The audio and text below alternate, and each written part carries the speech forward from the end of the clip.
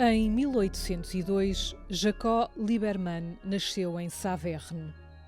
No centro desta pequena cidade da Alsácia foi construído um monumento em sua memória e foi também dado o seu nome a uma rua. O seu pai era rabino, razão pela qual recebeu uma sólida educação judaica baseada na Bíblia e na Torá.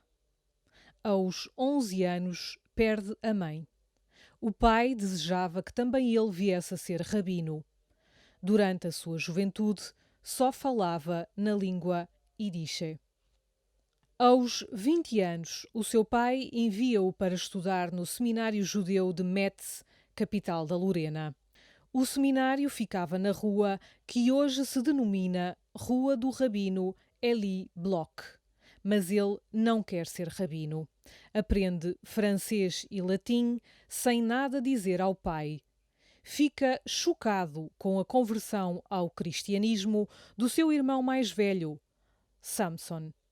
Em 1824, chega a Paris e instala-se no colégio de Saint-Stanislas, onde também ele se converte. Ele descreve assim a sua conversão. Lembrando-me do Deus de meus pais, lancei-me de joelhos e conjurei-lhe para que me esclarecesse sobre a verdadeira religião. Imediatamente fui iluminado, vi a verdade. A fé penetrou o meu espírito e o meu coração. Escolheu os nomes de Francisco, Maria, Paulo. Queria tornar-se padre e entra no seminário de São Sulpício, mas ficou doente. Apesar da doença, a epilepsia, torna-se um conselheiro apreciado pelos seminaristas em Issy-les-Moulineaux. Em 1837, torna-se mestre de noviços na Congregação dos Eudistas, em Rennes, capital da Bretanha e cidade natal de Cláudio Pollard de Place, fundador dos Espiritanos. Alguns amigos seminaristas, especialmente Frederico Levavasseur, natural da Reunião, e Eugênio Tisserand, haitiano, pedem-lhe ajuda para fundar um grupo dedicado à evangelização dos negros. Liebermann aceita finalmente ajudar os seus amigos e, em 1840, vai a Roma para fazer aprovar o projeto pela Igreja. O nome escolhido para o novo grupo é Sociedade dos Missionários do Sagrado Coração de Maria. Estamos a alguns metros do lugar onde Liebermann morava, na Via del Pincho, na Praça de Santo Agostinho, onde se encontra esta igreja, onde Liebermann, segundo ele, vinha quase todos os dias. A igreja de Santo Agostinho estava de facto perto da Praça Navona e da sua residência na Praça das Cinco Luas. Liebermann também visitou os outros santuários de Roma, especialmente a Basílica de São Pedro.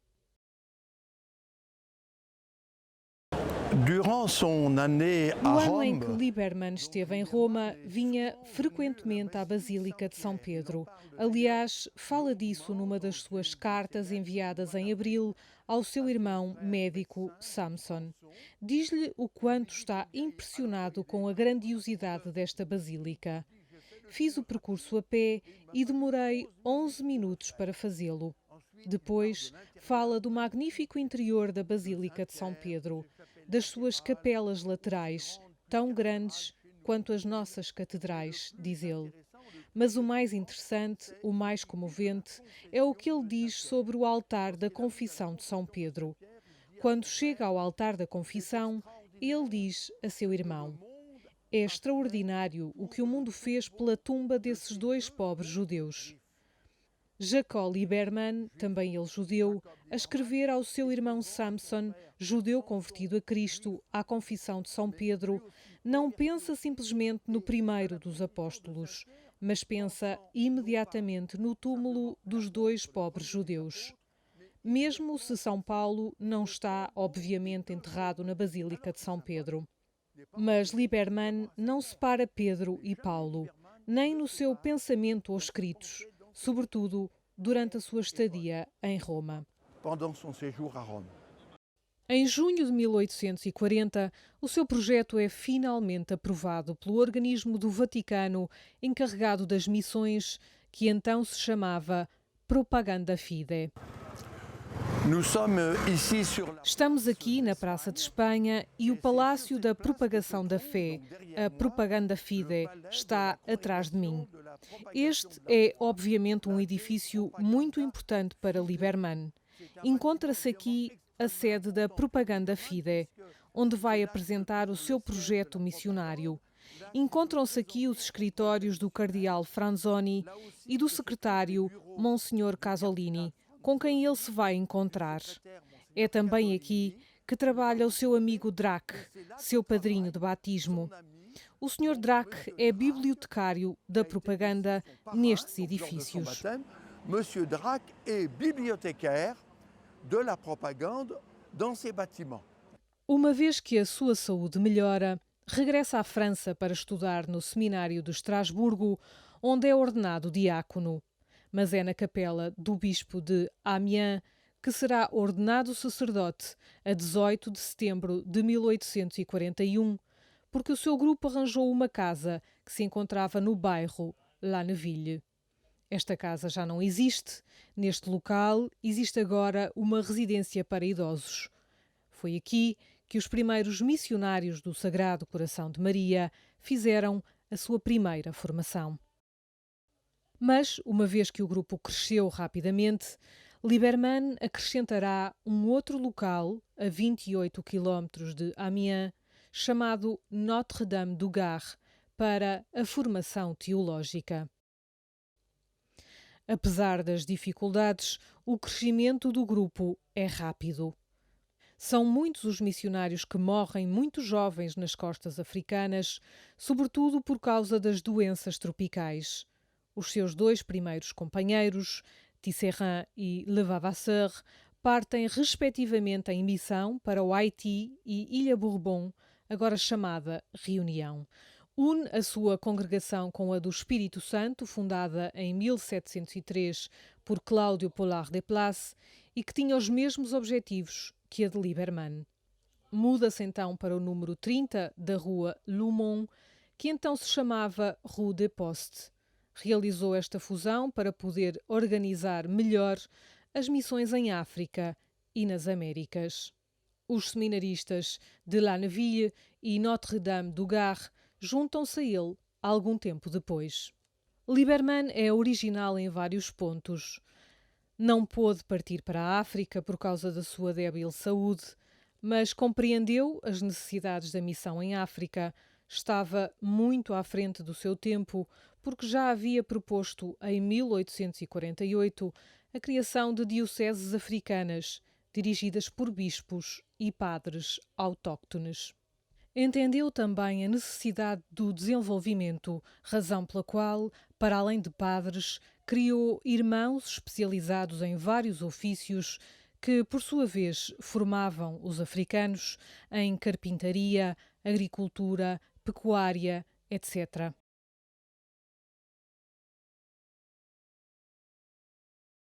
O irmão Marc Tirant, médico de formação, antigo missionário no Paquistão, fala-nos sobre o assunto. É um bonito nome, irmão.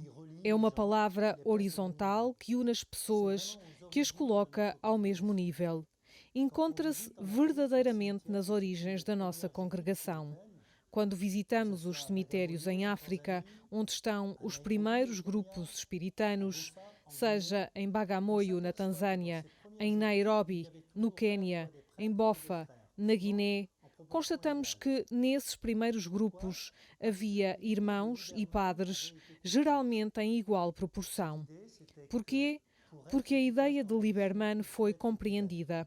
Para se ser eficaz na missão, é preciso ser-se diversificado nos compromissos, nos modos de ser, na formação, na experiência, nos serviços que podemos prestar à missão.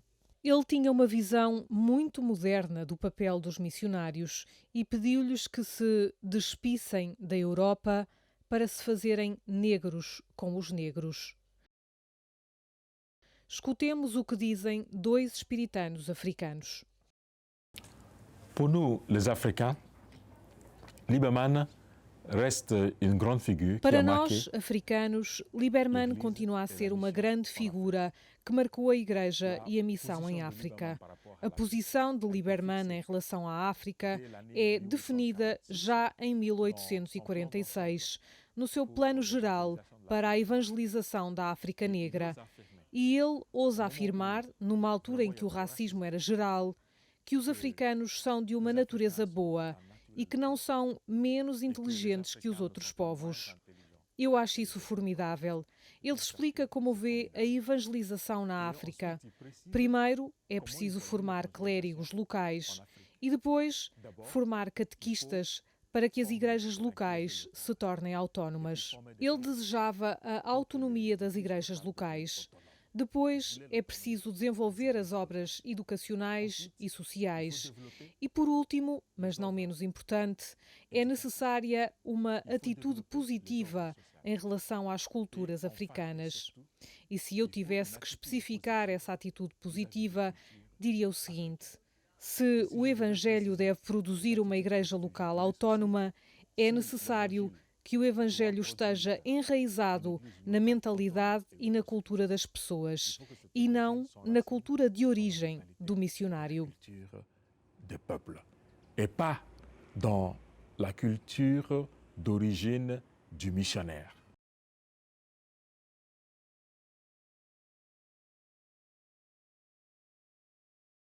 Lieberman a eu un cœur ouvert pour les Africains. Lieberman tinha um coração aberto aos espiritanos. No final da sua vida, dizia: "O meu coração é dos africanos." Ele não pensou apenas, mas enviou missionários para a África. Eu sou fruto desses missionários que vieram para a República Centro-Africana para anunciar a boa nova da salvação. Hoje, como cardeal, posso dizer que o compromisso junto dos pobres, o compromisso junto dos desamparados, é uma realidade que tem a sua origem, através de Lieberman, no próprio Cristo. Porque aqueles que são abandonados têm um lugar privilegiado no coração de Deus, no coração de Lieberman. Mais do que nunca, o compromisso junto dos desfavorecidos deve ser uma prioridade para mim e para nós espiritanos.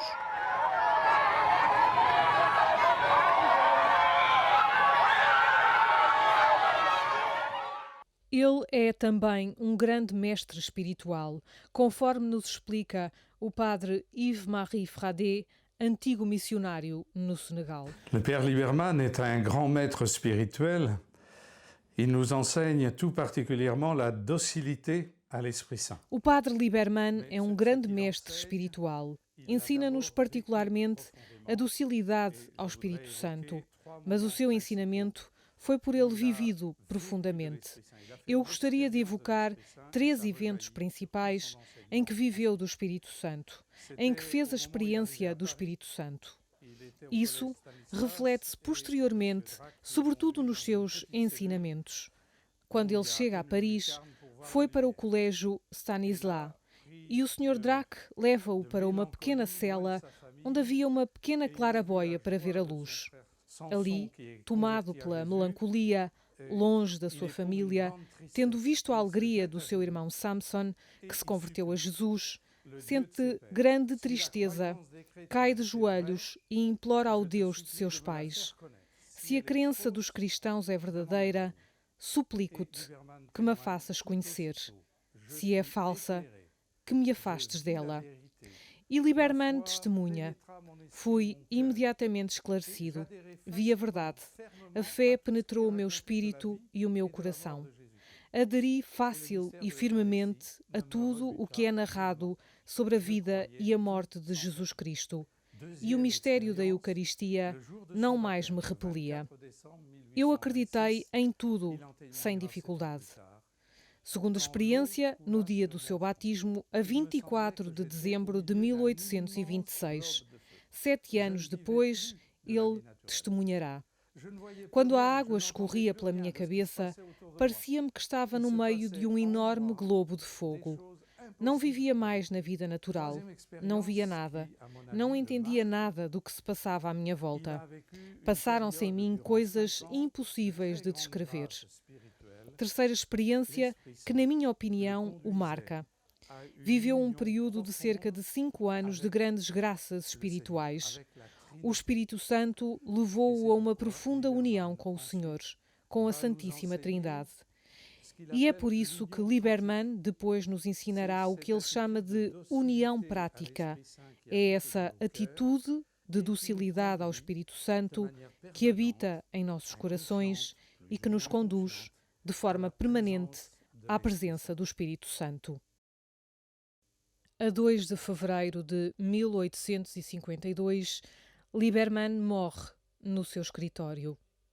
Um dos seus amigos, Monseigneur Gaston de Ségur, pintou o seu retrato no leito da morte, porque já o considerava um santo.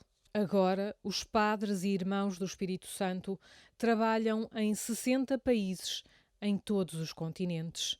São apoiados por leigos, associados, que exercem diferentes atividades. Fundam novas missões, por exemplo, na Índia ou na Bolívia.